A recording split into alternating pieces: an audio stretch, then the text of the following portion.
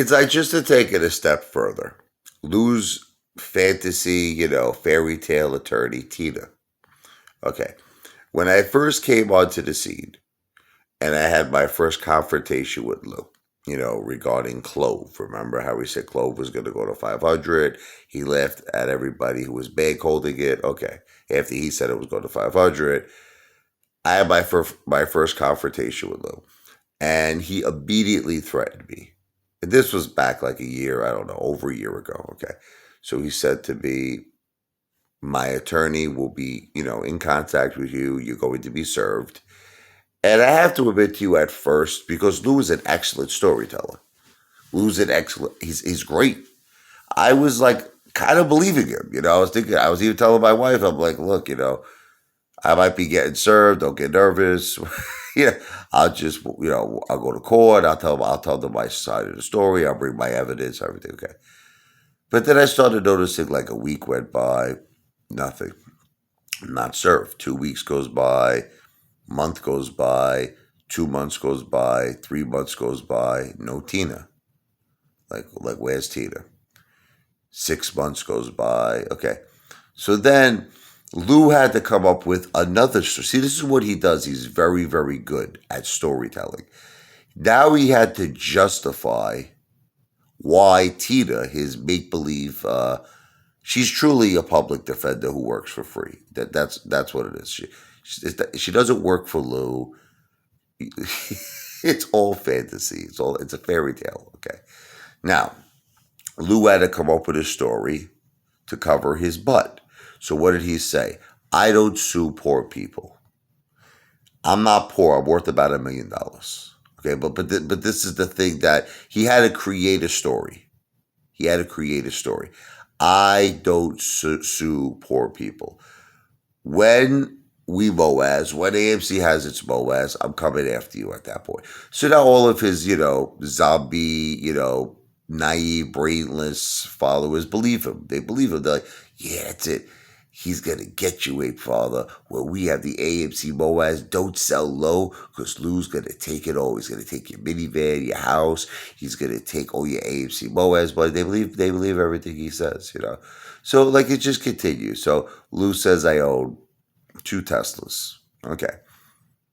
You notice how he's always on the subway, right? Okay. So, once again, Lou had to, because it was getting to a point where people were questioning him. They're like, Lou, I mean, I understand in Manhattan that you don't need a car, but you have a car. So at some point, you're going to drive at least one time, one day, maybe a month. You're going to take the car maybe for a little spin, right? Okay. I mean, what's the point of having a car if you're never going to use it, right? Okay. But he said he had 2 Teslas, not 1, 2. Okay. So people have never seen Lou in a Tesla. No Tesla. So what did Lou do? He created a story. He creates stories to get himself out of things. He goes, because of his head injury, he has some sort of brain issue. The vessels are popping in his brain. He said he had a stroke. He's over in the hospital. Said he can't locate his medical records. Okay, so I basically said he can't drive anymore because of his medical condition. Okay, but where are the Teslas? Did he sell them? Okay, but do you see what he does? See, this is a trend with Lou. It's a trend. I'm trying to show you something. He tells a make-believe story, and then he'll try to get out of it somehow. He'll manipulate and connive his way out of it, just like he does with everything else. Just like he said we were going to squeeze on March 3rd, and if we don't squeeze in the month of March, we're not going to squeeze at all. He managed to manipulate his way out of it, where then, he said we were going to squeeze, what was it, last week? Remember, he said Judgment Day was a couple of days away. Okay. He even manipulates his way out of that. So this is the pattern of Lou, of which he will continue for as long as we allow him to continue it. As long as we allow him to make videos. And you might say, well, we can't stop him from making it. You can stop watching him. That's something you could do, right? Okay. But I'm just saying that he's not going to stop. So Lou at this point, to me, has a ticket to ride. He has a ticket to ride. And you know why? It doesn't even. I sometimes question myself. I should do the same thing. I really think I should just come up with some fantasy story every single day. Whatever. Like that movie, War of the Worlds. You remember with Tom Cruise? I'd just be like, look, there are machines buried under the ground. They're run by Skynet. They're run by Citadel. Okay.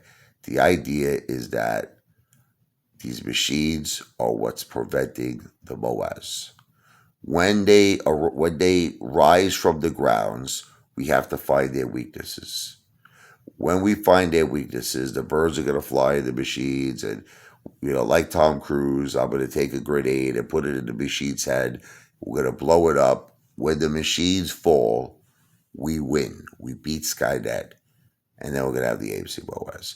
So this is the direction I might be going a little bit for parody jokes, because the stuff that this guy keeps doing is so absolutely insane and ridiculous. It's making me physically sick. So I might have to start doing stuff like this. I might have to. Just to give you like a heads up, I might have to start doing it.